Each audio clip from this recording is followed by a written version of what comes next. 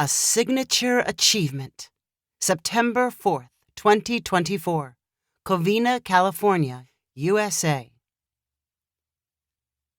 Lilly never felt more mature. She picked out a clean-looking used car from the lot without any help. She sat through the finance discussion by herself and agreed to a deal. "You're getting a bargain," the lot's finance director assured her. He was an older guy and wore an orange tie over his striped green shirt. He spoke fast and in a way that made Lilly think she was listening to her uncle.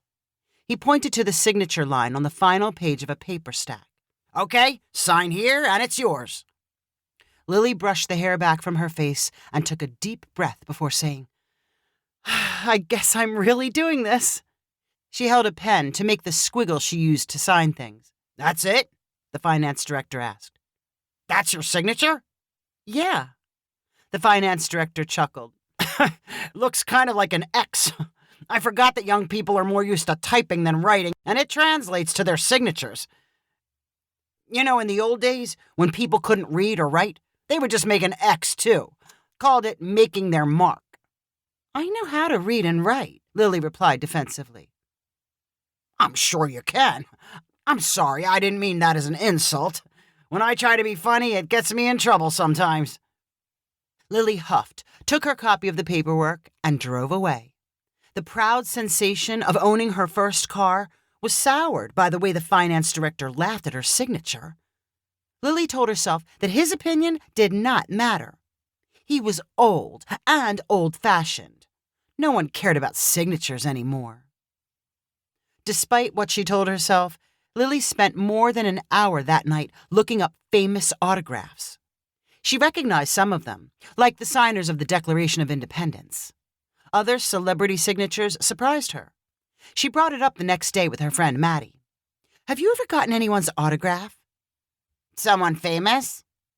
"Yeah, someone famous. Why would you want anyone's autograph unless they were famous?" "I've never gotten close enough to anyone famous." "Who do you think has the best signature?" Lilly asked. "I have no idea." "It's probably important to have a good one when you're famous. And I fully intend to be famous." "For what?" "Could be a lot of things. I might be in a movie or invent something. Maybe I'll write something famous. I don't want to be embarrassed when a fan asks for my autograph." "I guess. But maybe you should concentrate on getting famous first." Lilly dismissed Maddie's comment for showing a lack of vision. She described some of her now favorite celebrity signatures that were worth money, including those from Babe Ruth, Walt Disney, and Victoria Beckham. "Oh, I love Victoria's. I'll show you." Lilly pulled an image up on her phone and gradually convinced Maddie she should be as interested in autographs. Immediately after their conversation, ads appeared in Lilly's social media feeds for handwriting courses. She said to herself, "My phone's been spying on me again so it can sell me something." She curiously clicked on an ad for Signature Academy. "Show off your personality with artistic flair," proclaimed Signature Academy's website. They promised a beautiful and distinctive signature you could be proud of. If you lived in Arlington, Virginia, you could attend Signature Academy in person. Otherwise, the online version was only $49. The graphics and taglines tempted Lilly. She read customer testimonials and admired sample signatures. She decided to bypass Maddie's advice about first becoming famous and then working on her autograph. She would tackle the autograph first. A beautiful signature would help her think like a beautiful and famous person. Her celebrity timeline would accelerate. Lilly paid the $49 and gained access to all the analysis tools, video tutorials, and practice exercises she needed. She began by using her electronic tablet and stylus to get an opinion on her current signature. She scribbled her usual mark into the entry form. A progress bar showed the computer was thinking. Then a message popped up. "Your signature is similar to the following celebrity: Genghis Khan." "Genghis Khan?" Lilly cried. "Did he ever use a pen?" She quickly opened the introductory video tutorial. A man appeared on the screen wearing a long-sleeve buttoned shirt, but no tie. He had an ageless face and the hint of a British accent in his soothing voice. He introduced himself as Adrian and was a model for cool refinement. Handwriting is a lost art, and with it goes the loss of interesting signatures. A great signature reflects your personal style. It can be as important as how you dress. It is worth an investment in time and practice. Adrian claimed that cursive writing was the basis for most great signatures. Even if you have practiced cursive in the past, it's worth refreshing. Lilly did a little cursive writing in elementary school, but her classes quickly moved to keyboard typing instead. She watched as Adrian demonstrated how to trace out cursive letters. She could practice by using her tablet and stylus or by printing out paper worksheets. She tried both. Lilly found cursive practice very relaxing.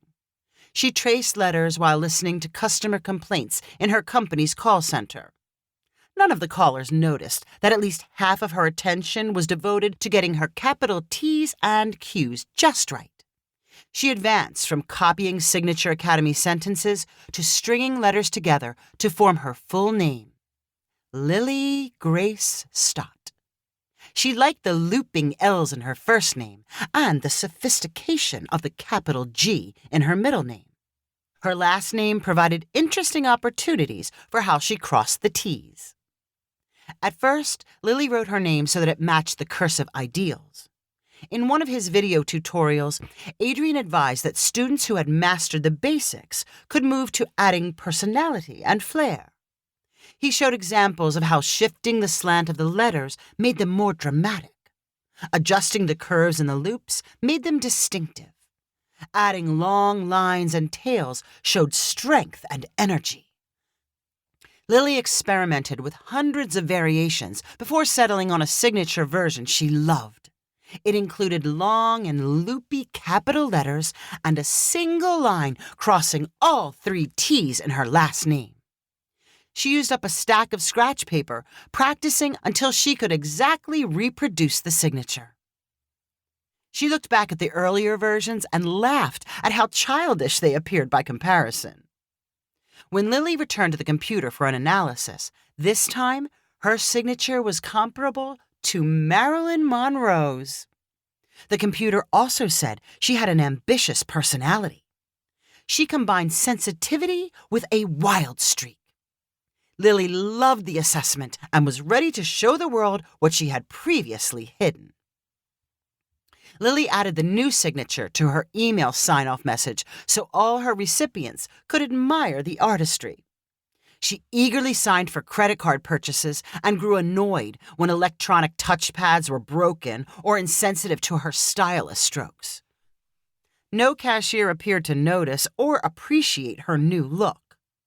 To grab more attention, she left messages for her coworkers on Post-it notes and index cards and included her signature.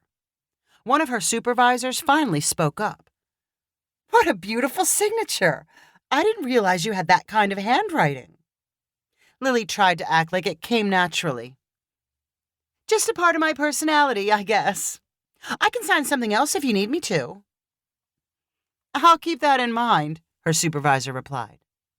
That small validation made Lilly hungry for more. But where could she show off? She daydreamed of stepping out of a movie premiere and signing autographs on posters and T-shirts for adoring fans. She pictured herself at a book signing, adding her signatory art to the title page of a novel she wrote. How long would she need to wait until she was famous in that way? Whatever the timeline, it was too long. Lilly was still thinking of her signature as a little piece of art when she had her next big idea. She worked in an office building next door to a public art museum. The museum's outdoor bulletin boards advertised an upcoming art contest. They encouraged entries for multiple categories, including watercolors, landscapes, abstracts, and self-portraits. All skill levels were welcome, and winners would be displayed inside the museum and receive a cash prize. a flash of inspiration hit Lilly. Her signature was an artistic representation of her personality. It showed a different part of her than you might see in a picture, but it was still an important part. Multiple signatures would be multiple personality portraits, and the museum would be an excellent display venue. The next day, Lilly drove to an art supply store and found a large sheet of the whitest, glossiest paper available. Then she picked out pens in every color and tip size. She returned home and covered the paper in different-sized versions of her signature. She used all the pens and rotated the paper to show her signature at every possible angle. By the time she finished, the signature portrait was dense with ink. Lilly put the paper in a frame covered by glass and admired it from up close and far away. She presented it to the museum and told them it was an entry for the self-portrait category. An email message arrived from the museum a week later. In what Lilly would learn was a very controversial decision, she was awarded third place and $100. Her signature portrait went on display next to the other winners, which included a chalk drawing and an oil painting of their artists' faces. Lilly spent her lunch hour and after-work time loitering in the museum to catch visitors' reactions. The most common response when people saw her signatures was, "I don't get it." Almost as common was the question, "Is this art?" Lilly's project easily drew the most attention from amateur art critics. Many wanted to know if the artist was someone famous. They asked their companions, "Should I know Lilly Grace Stott?"